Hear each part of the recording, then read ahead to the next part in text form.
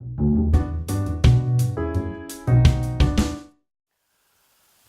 I'm Tom Stimson, president of the Stimson Group, and welcome to this month's installment of AV Matters video blog. Today I want to talk about the best sales tool that you probably have and that most companies fail to leverage, and that is your office. My observation is that 80% of the prospective clients that you bring into your office will do business with you if they leave with a favorable impression. That's a fantastic close rate. But that also makes sure that your office environment is either your biggest asset or your biggest liability.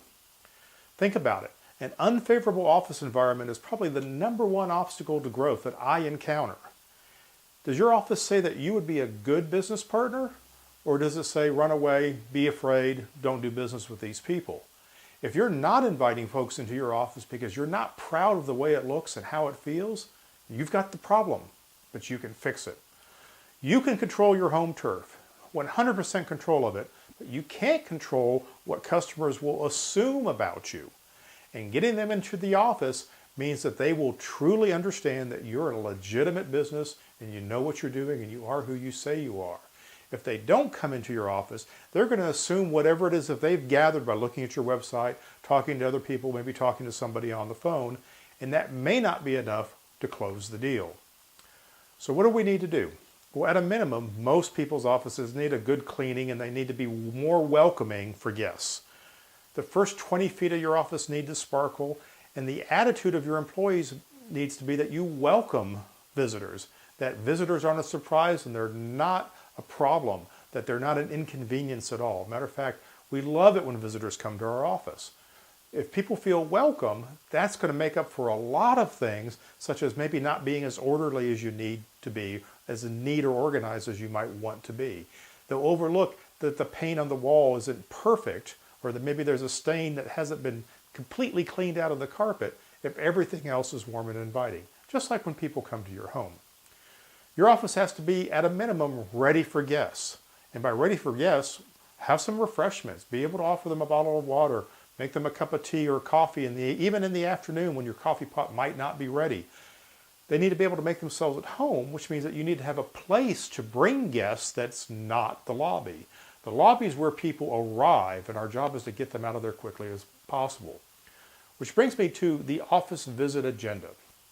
When guests come to your office, you need to have a plan. The #1 thing you need to do is greet them at the front door as soon as possible and remove them from the lobby area. You're not a doctor's office. Your lobby is not a waiting room. Your lobby there is to create a first impression and immediately launch them into the experience of visiting the office. Get them inside the office and get them to what I call the home base. It might be your conference room, a small meeting room, a break room, maybe a central sitting area in your bullpen, but someplace where they can put their bags down, make themselves at home, make sure that you offer them a refreshment, and then as soon as everybody's ready, take them on the tour. And have a tour plan. Have a standardized tour where you walk them through the building in a circular fashion if possible and introduce them to employees along the way. Which brings me to the point, you've got to teach your employees how to smile and say hello. They need to know that people coming through the building is a normal thing and that it's okay to stop what you're doing, shake somebody's hand, wish them a good day, and then get back to work.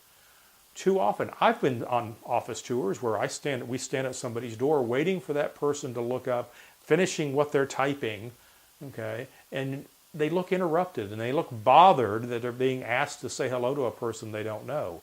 That's the exact opposite of what we need. As you're going through the building, you need to highlight 2 things. You need to highlight the processes that your company uses, sales, operations, how you get orders out the door, and you need to highlight technology. If you're watching this video, you're probably in the technology business. Make sure that there is technology they can touch and see throughout the tour.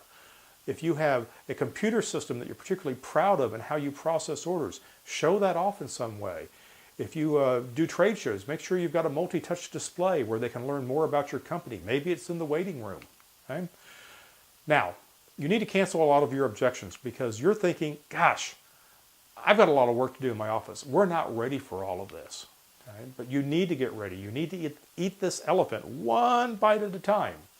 Let's start with 100 square feet. Pick 100 square feet that includes the 5 feet outside your front door. because a lot of you need to do some work at the front door, let me tell you. So make sure it's clean, make sure the windows are clean, make sure it's presentable, that there's no trash out there, and then they need to come into a lobby that sparkles and is inviting and hopefully actually has a human being that works in it.